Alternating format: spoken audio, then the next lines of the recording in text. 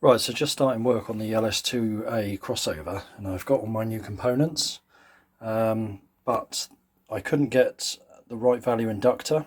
Now this one I've got here is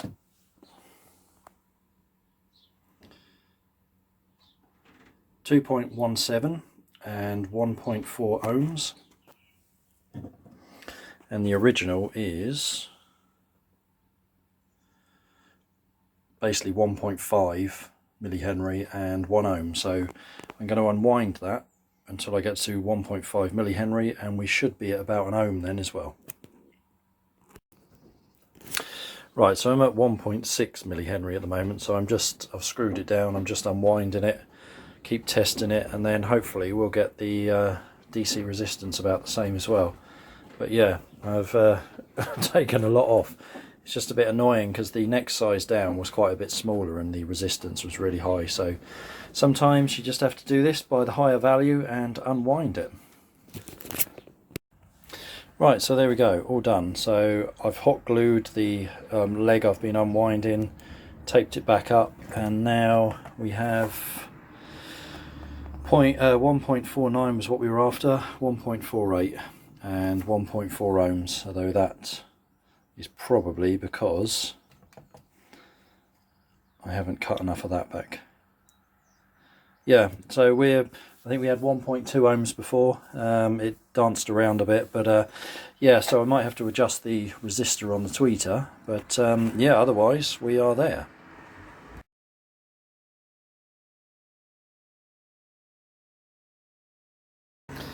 Right, okay, so the new crossover's done. All the new parts are on there, but I've retained the original air core inductor. Nice thick gauge. Yeah, nothing wrong with that at all. So retain that. Obviously our new big inductor, which we've unwound and got the value we need, needs to be mounted remotely, so I've kept the legs long for that. And our new poly caps and our new resistor. Everything's hot glued down, cable tied, so yeah, we're all good. And that was the original, so yeah, that's going to give us a noticeable improvement. Okay, on to the next one.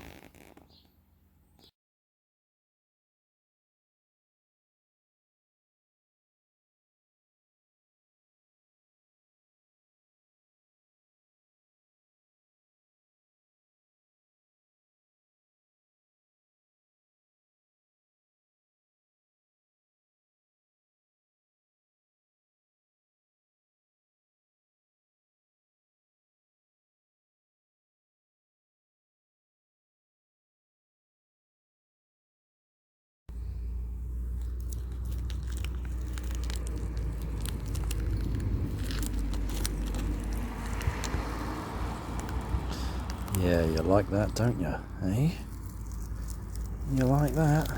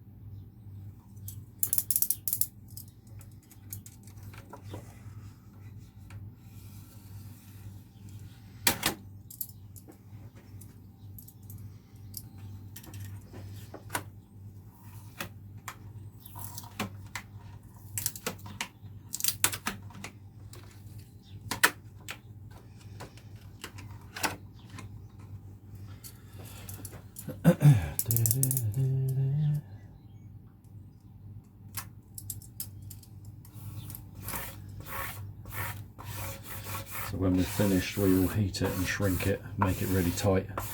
But before we do that, we've just got to get it about right.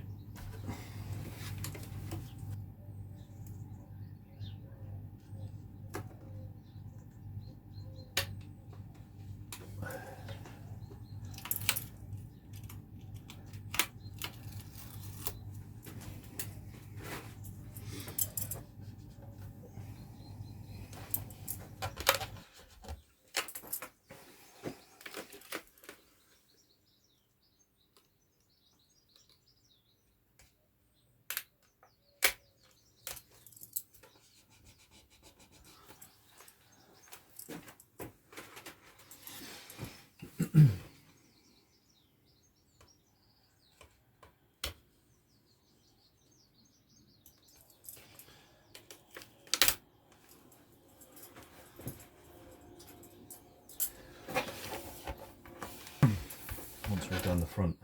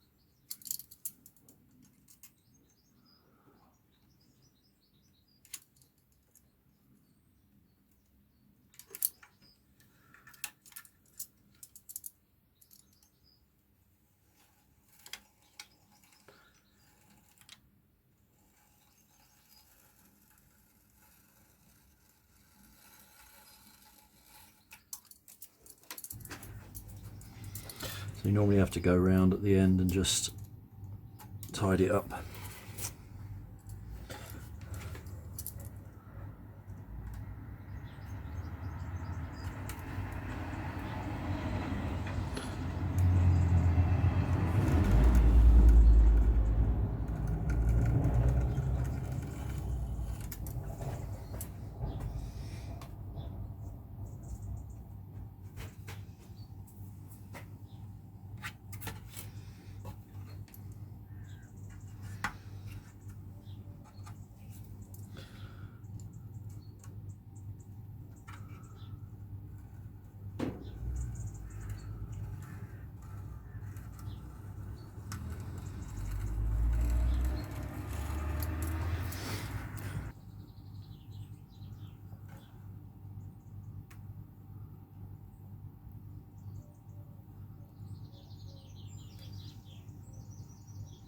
Not bad. Right, I'm kind of rattling through this a bit really, I'm afraid. The crossovers are in the back now, and I've got these lovely new binding posts that Kevin from the Ditton Works has sent me, because I was struggling to find something with a thread length like that, and these are beautiful, perfect. So yeah, cheers Kev, very much appreciative. So crossover is back in on this one, and the other one over there I will try and put together with you guys. So I'm just going to solder up the drivers on this. Okay, so that's our tweeter nicely soldered up, no more of that push fit rubbish. Okay, so tweeter is screwed in, so woofer time next. Okay, and our woofer is all soldered up. Nice. Okay, that's the woofer in. Not looking bad, not looking bad.